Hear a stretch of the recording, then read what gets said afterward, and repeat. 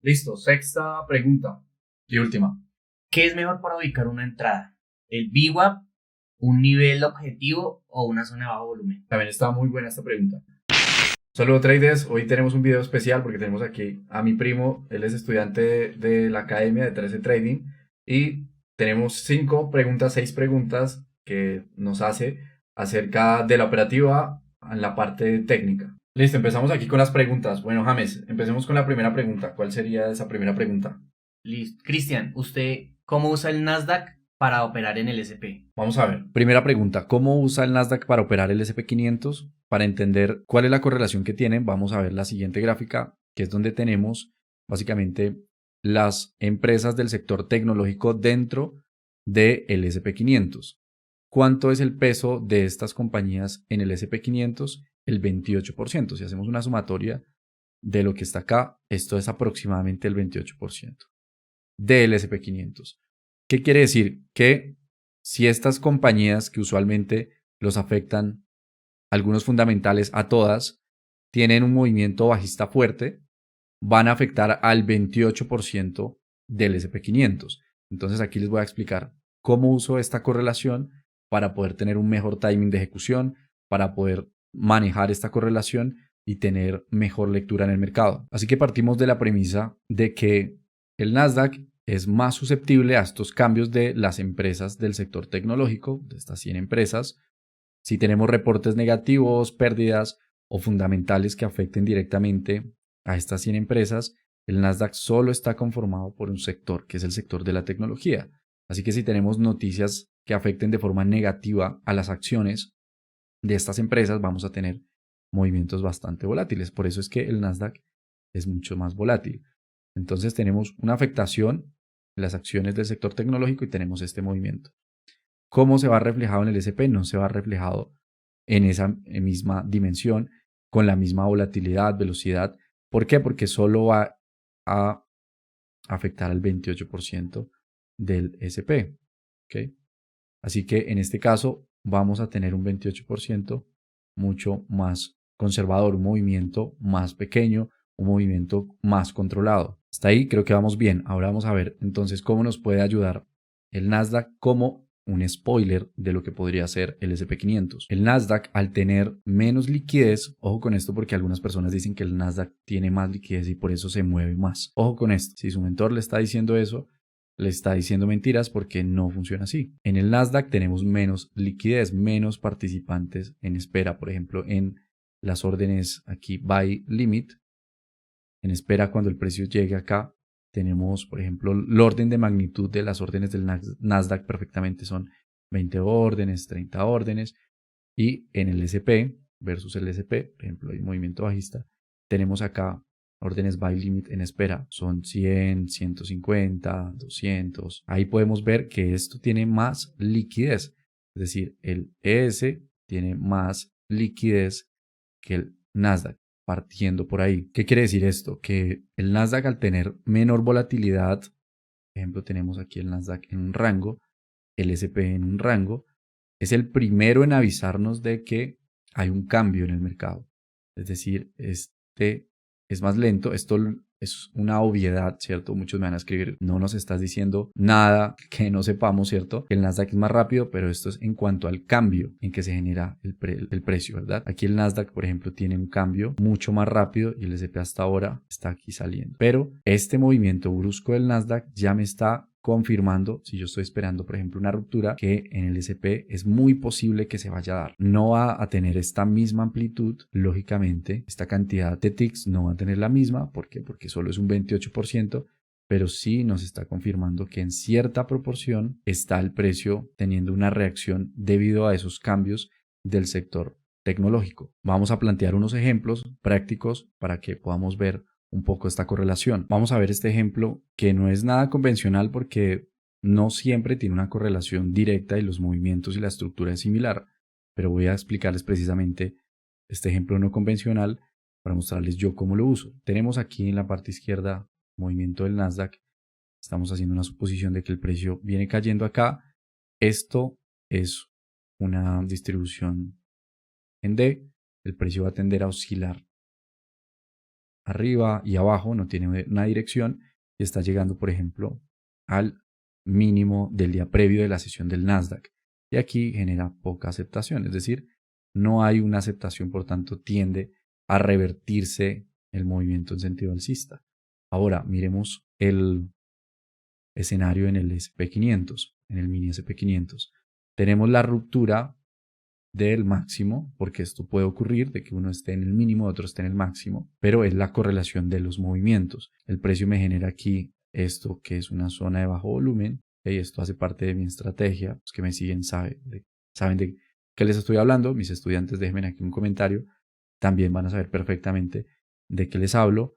El precio retrocede a esta zona de bajo volumen, nos puede servir como timing también. ¿Qué timing? Nosotros tenemos las siguientes velas, vamos a ponerlas aquí con colores para nosotros distinguir el espacio temporal en el que se desarrolla. Esta vela amarilla es esta misma vela amarilla. Esta otra vela voy a marcarla con color púrpura. Esta vela púrpura corresponde a la misma temporalidad de LSP, es decir, se están desarrollando a la misma hora. Tenemos aquí, por ejemplo, las 9:35, esta vela, y esta vela 9:36. Y en el SP500 es exactamente igual, ¿cierto? 35, 9:36. Esto debería ser la misma temporalidad. Por ejemplo, aquí el Nasdaq en un minuto y el SP en un minuto. ¿Qué? Escribí al revés, un minuto. ¿Ok? Ahora, cuando esto me confirma que no puede generar valor, es decir, es bastante improbable que el precio siga avanzando en sentido bajista, porque por acción de precio, por volume profile, por contexto de que el precio no pudo atravesar el mínimo del día previo, es decir, tengo 3 confirmaciones en el Nasdaq, allí de que el precio no pudo romper y yo estoy buscando un largo en el SP500, pues tengo esa confirmación de timing cuando esta vela empiece a conformarse y me muestre que efectivamente el precio no pudo romper el mínimo del día previo del Nasdaq. Esta vela es clave para yo entrar en compra, por ejemplo, porque es muy posible que si el Nasdaq reaccione acá, pues también vaya a tener una reacción en el SP500. Recuerden, si esto tiene una vela muy alargada en el Nasdaq, pues en el SP500 va a ser una vela mucho más corta. No va a ser la misma reacción, pero recuerden que está empujando con un 28%. Es decir, ese 28% está trabajando en conjunto porque todos son del mismo sector y a nivel fundamental hay muchas noticias que afectan a todas. No siempre es así, pero si tenemos una gran reacción a nivel general del Nasdaq es porque ha abarcado una gran cantidad de compañías. ¿Okay? Esa es una forma en que podemos utilizar el Nasdaq y su correlación con el SP500. Listo, vamos con la siguiente pregunta. Segunda pregunta, ¿cuál sería? ¿Usted por qué no toma entradas de giros? Segunda pregunta, ¿por qué no toma entradas de giros? Bueno, aquí esto es una explicación bien interesante y es porque a mí me gustan las entradas de momentum y básicamente yo puedo ver, tengo aquí una zona importante, hacer la ruptura, el test, break test, básicamente esta es la estrategia que yo enseño en mi programa educativo y la que yo utilizo todos los días, break test. ¿Qué datos yo observo acá? Los datos que yo observo es momentum de demanda, ¿verdad? Aquí yo tengo demanda en estas velas que están acá, tengo demanda y espero el retroceso con poca oferta, no oferta. Es decir, yo tengo los datos tangibles de que estos participantes tienen un momentum, tienen una intención agresiva de comprar a niveles superiores y hacer mover el precio en sentido alcista. ¿Estamos de acuerdo? Claro que sí, porque lo estamos viendo, lo estamos visualizando y en el momento del retroceso también visualizo que no tenga gran fuerza comparado con la fuerza de demanda, la fuerza alcista de ese movimiento de impulso. Es decir, yo participo en el mercado, pero porque he visto una intención de que el precio suba. Obviamente necesito aquí también parte de la respuesta de las compras agresivas para que el precio siga subiendo, pero ya me muestran una gran intención y con esto ya tenemos una ventaja. Pero ¿qué es lo que pasa en el giro? Tengo un dato menos, ya les explico por qué. En el giro tengo un dato menos porque nosotros tenemos varias formas de evaluar, por ejemplo, un giro. Dentro de esas tenemos, por ejemplo, si lo hacemos con volumen, los posibles esfuerzos no resultados o los volúmenes de parada, donde tenemos un gran volumen y el precio no se desplaza, ¿cierto? Entonces tenemos, por ejemplo, un volumen de parada, tenemos que a nivel técnico, puntual con el footprint, se llama absorción, ¿okay? que ya lo vamos a ver, eso hace parte de una de las preguntas de esta serie. Y aquí tenemos básicamente un gran volumen, un esfuerzo, no resultado, es decir, esfuerzo, no resultado. Podemos llamarlo de varias formas. Volumen de parada, absorción, esfuerzo, no resultado, vendría siendo lo mismo. Ese vendría siendo un dato, ¿cierto? Un dato para indicarnos que el precio se está frenando allí. Pero, ¿qué es lo que yo necesito esperar para que el precio caiga? Que ingresen las órdenes, en este caso de venta agresiva, que son las que generan movimiento. Acá, sell market, órdenes a mercado. Pero yo no las he visto. En el caso de momentum, yo ya las vi porque generaron un momentum, esperamos el retroceso, y si tenemos un desequilibrio es muy posible que se conserve ese momentum. Pero en este caso, tengo que esperar que en algún momento lleguen estos señores para que el precio tenga este movimiento. De lo contrario, no va a ocurrir. Entonces, quiere decir que yo entro, por ejemplo, aquí en corto, con el stop acá atrás, esperando que el precio caiga.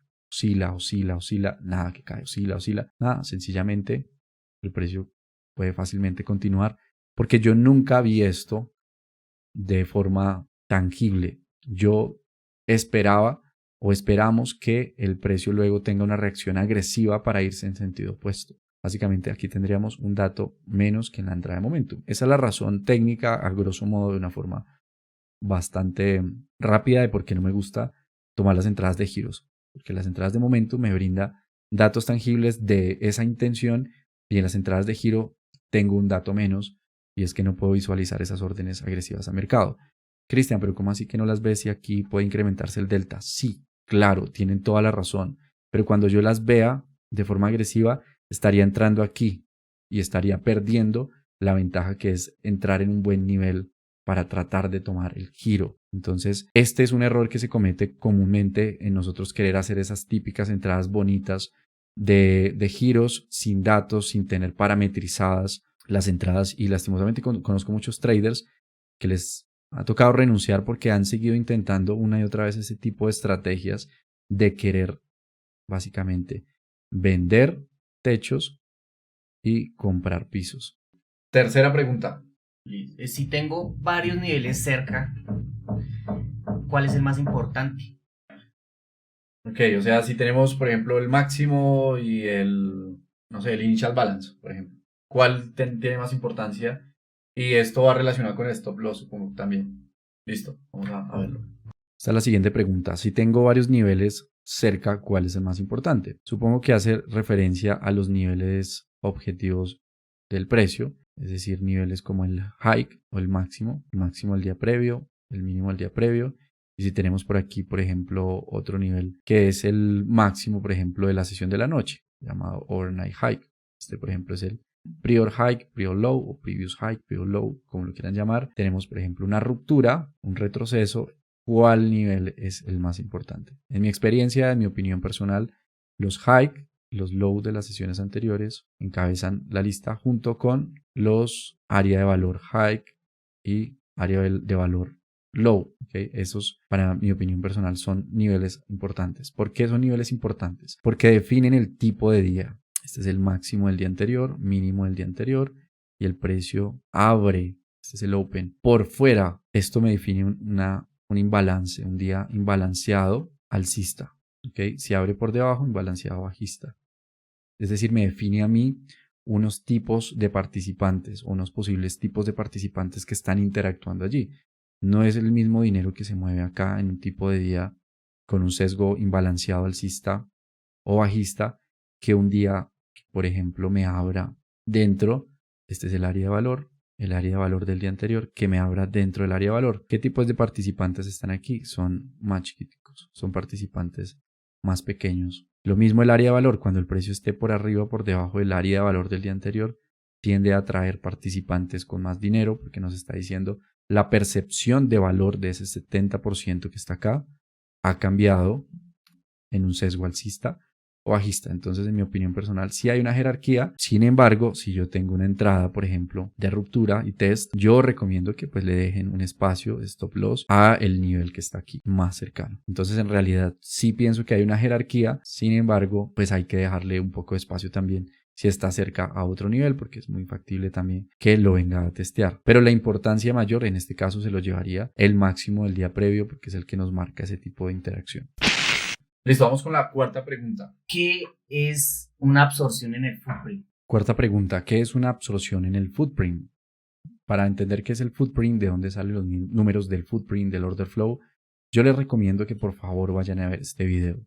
No se salten este video porque es uno de los fundamentos de entender por qué el precio se mueve un tick o baja un tick. Se llama Order Flow Delta Bid Ask. Escriban Bid Ask 13 Trading y les va a salir este video. Aquí ustedes reconocen la miniatura, reconocen aquí mi foto, 13 Trading Company, y van a encontrar ese video. No lo miren todavía, terminen de ver este video, pero déjenlo como tarea, copien el enlace, guárdenlo, mírenlo un día que tengan tiempo, porque esto les va a ayudar a entender por qué es que el precio realmente se mueve. Empecemos por el concepto de liquidez. La liquidez son las órdenes pendientes que están por encima del precio. Este es el precio, y aquí arriba hay unas órdenes, en este caso por encima de venta, se llaman limit. Entonces voy a seleccionarlo de este tipo de una bolita, que hay unas bolitas acá, ya les explico por qué. Estas son órdenes limit, en este caso son órdenes sell limit, este es el precio. Y por debajo hay órdenes que esperan el precio, que interactúan con el precio, órdenes que son del tipo buy limit. Okay. Entonces esta liquidez es la liquidez bajista. Cuando el precio sube se cruza con esas órdenes de venta pasiva, y aquí cuando baje se cruza con estas órdenes de compra limitada. Ahora, cuando se presiona buy market, lo que se está haciendo es que se interactúa con una orden limit. Si yo selecciono buy market, por ejemplo, con 500 contratos. Entonces hagamos de cuenta que esto es una orden agresiva de 500 contratos. Pintémoslo aquí como un Pac-Man. Básicamente, esta orden de 500 contratos buy market se va a cruzar con el siguiente nivel. Aquí en este nivel hay, por ejemplo, 300 órdenes de venta limitada. Estos dos se cruzan y le quedan 200 órdenes restantes, por tanto el precio, el Pac-Man se devoró a este de acá, se devoró y ya pasa a devorarse este de aquí. Si este tiene, por ejemplo, 50 órdenes, le sigue quedando órdenes y se frenaría cuando ya esta liquidez sea más grande que la capacidad del Pac-Man, ¿cierto? ¿Cuándo se genera una absorción? Entonces, se genera una absorción cuando tenemos un Pac-Man, es decir, una orden agresiva de compra agresiva. Aquí esto es verde, ¿listo? Pero bueno, entonces este Pac-Man es el Pac-Man buy market, es decir, orden agresiva a mercado, va en esta dirección para cruzarse con la liquidez bajista. Aquí este Pac-Man es institucional, como le quieran llamar, tiene bastante dinero. Este Pac-Man tiene 1000 órdenes, vámonos 2000. ¿Ok? 2000 órdenes. Y si tiene aquí liquidez, aquí tiene liquidez, por ejemplo, de 200 contratos, aquí 200, 100. Ahí lo que va a hacer es devorarse esa liquidez y va a avanzar muy rápidamente. Pero ¿qué ocurre cuando, por ejemplo, este 200 se convierte en 2000? ¿Por qué se puede convertir en 2000? Porque puede ser una orden iceberg que solo muestra 20 contratos, pero realmente cuando el precio llega a ese nivel, se ejecutan de a 20, a 50 contratos y se convierte en una gran orden de 2000. Es decir, esto que se veía una orden de 200 es un monstruo de 2000, y lo que parecía ser un movimiento prometedor de estas 2000 órdenes, se cruzan estas dos y el precio no se mueve sino solo uno o dos ticks. En este caso no se movería ningún tick, se cruza y se quedaría en este nivel de precio. Entonces, en conclusión, esto es una forma de esfuerzo no resultado, es decir, mucho esfuerzo, 2000 órdenes para tan poquito resultado, 2000 órdenes para que el precio solo se mueva ningún tick o un solo tick o dos ticks, y eso se ve reflejado en el footprint, que vamos a dibujar un ejemplo también para que lo entiendan. En una vela tradicional se vería algo como esta, se va a ver algo como esto, ¿sí? Ya, pero ahí no tenemos información de nada, o sea, realmente aquí esto es una vela que puede tener muchos números ahí dentro y realmente no nos brinda gran información. Pero ahora, si queremos desglosar esa vela, podemos pintarla aquí al ladito como usualmente se representa en el footprint, order flow, como ustedes quieran llamarlo. Aquí tenemos esta vela y aquí tenemos unos daticos. Estos daticos van desde acá arriba, ¿cierto? Entonces, aparentemente, esa vela, decimos, o sea, por acción de precio, un pequeño rechazo, tiene buen cuerpo, es una buena vela, ¿cierto? ¿Qué información nos estamos perdiendo detrás de esa vela? Nos estamos perdiendo que aquí, por ejemplo, tenemos 2000. Aquí esto es el lado ask, el otro lado izquierdo es el lado bid. Ventas ask son compras agresivas y bid son ventas agresivas. Por ejemplo, aquí tenemos, vale, 500. Analicemos este 2000 por ahora, ¿ok? Para no hacer infinito este video. Analicemos este 2000. ¿Qué representa este 2000? Que 2000 contratos de compra agresivo fueron ejecutados en ese nivel y esos 2000 se cruzaron con otros 2000. ¿Cómo así, Cristian? O sea, ¿hay 4000 contratos? No.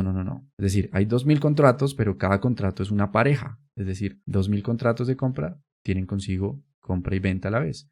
Si están en el lado derecho, son 2000 contratos de compra agresiva, es decir, de buy market. Y este lado se cruzó, es una pareja con sell limit. ¿Qué interpretación le vamos a dar a esto?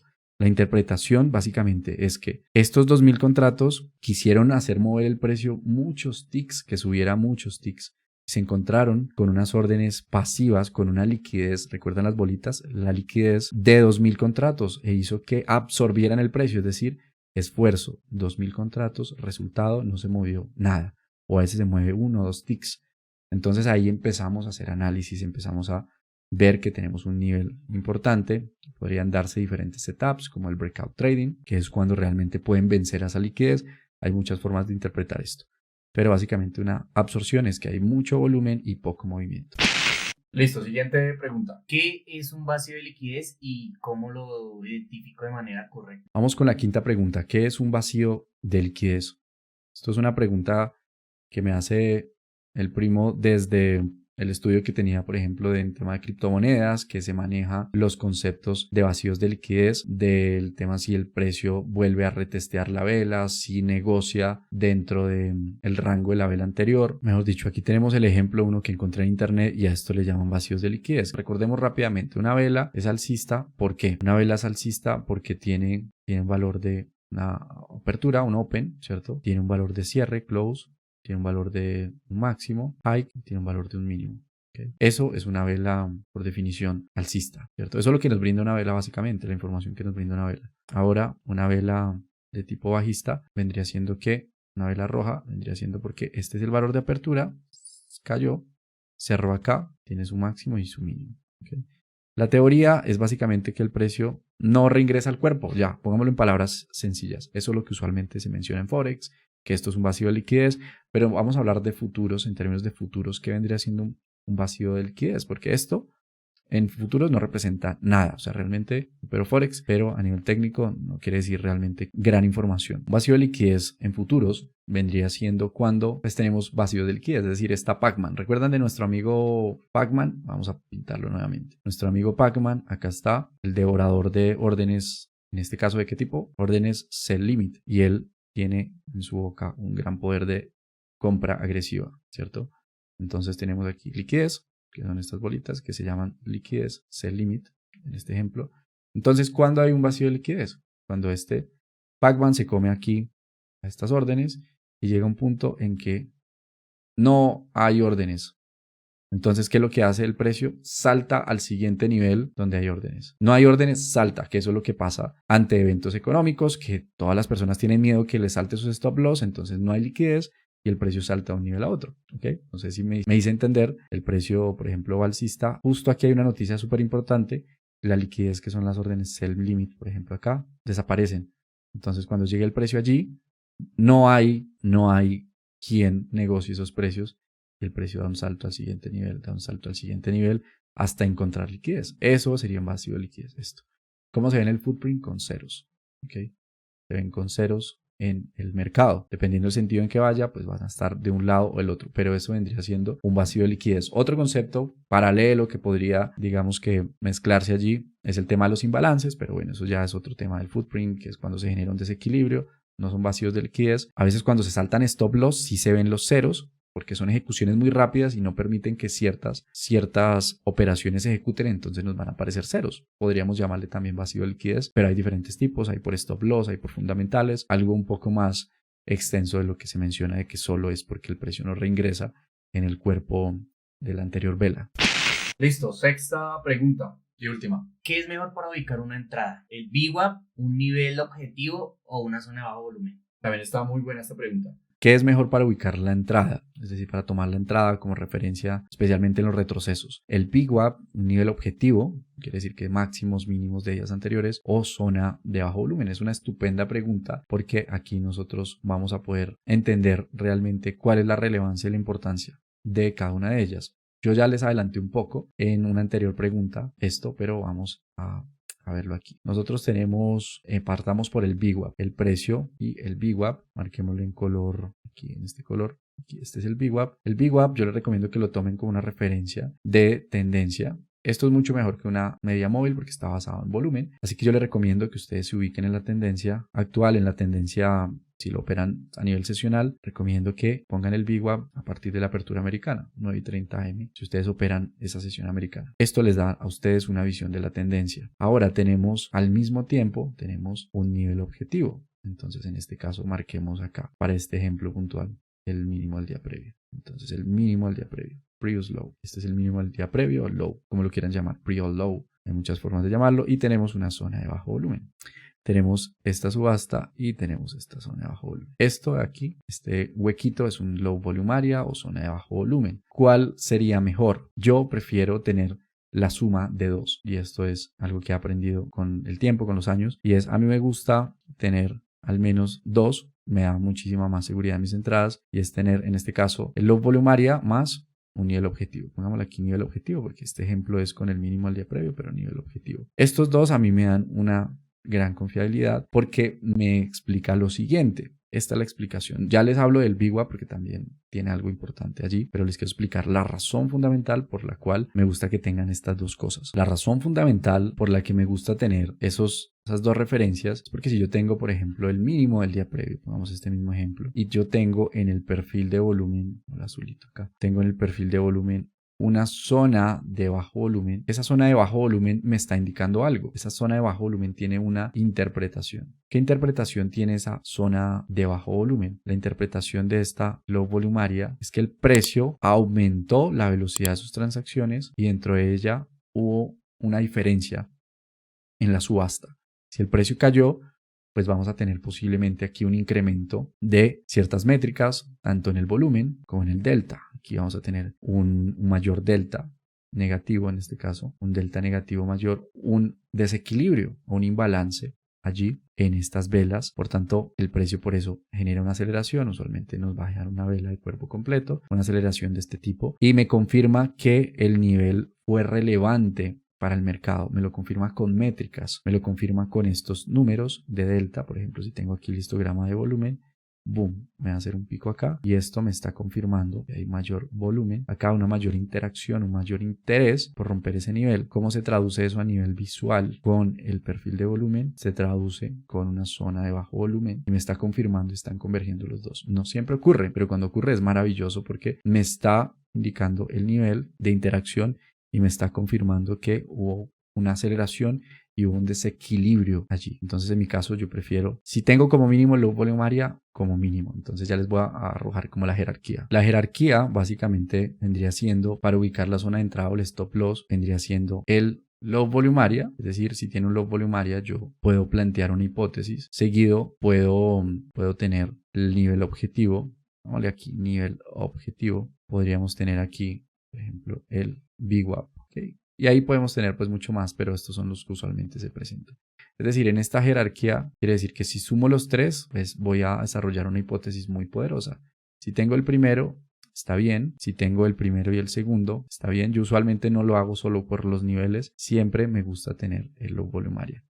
Es decir, parto desde esta estrella de aquí, del low volume area. Si no me deja un low volume area claro, es más fácil que el precio, por ejemplo, si yo tengo una interacción del perfil de volumen de este tipo y aquí me atravesó un nivel, es muy difícil realmente encontrar un nivel para entrar. Puedo marcarlo aquí en este nivel. Aquí por nivel este sería un punto de retroceso, el stop sería detrás de esto. Pero por subasta me puede decir, tú puedes venir acá, tú puedes venir acá, al retroceso acá, puedes venir acá. Pero cuando es un low volume area totalmente claro sobre esa zona, pues lógicamente me va a mostrar dónde se generó esa iniciativa, dónde se generó, ¿okay? Y el precio va a tender a regresar aquí, ¿okay? Sobre esta zona de bajo volumen. ¿Listo? Ahora si tenemos, pintémoslo aquí, el VWAP acá, aquí atrás. Y si yo, por ejemplo, quiero entrar un corto aquí, pues déjele el stop detrás de la zona de bajo volumen, low volume area, y déjele detrás el stop del VWAP, porque él a veces viene a testear el VWAP. Pero si el VWAP está muy lejos, no le va a bajar el stop hasta el VWAP, ¿sí? Pero si está cerca, apoyemos la hipótesis con el VWAP. Ahora, si yo trazo un nivel aquí, pues tendría una super hipótesis. Tendría aquí una muy buena hipótesis en cuanto al nivel objetivo, en cuanto al VWAP y en cuanto a la zona de bajo volumen. Entonces tendría allí tres factores que me apoyan mi hipótesis y me apoyan mi stop loss. Y bueno, traders, llegamos al final del video. Espero que este formato les haya gustado, en donde puedo explicarles de múltiples formas y con bastante pedagogía ciertos conceptos que a veces no parecen fáciles, pero si los miramos desde este punto de vista, los podemos entender fácilmente, los podemos aplicar también. Dejen sus comentarios si les ha gustado. Nos vemos en un próximo video. James, entonces, ¿cuál sería la primera pregunta?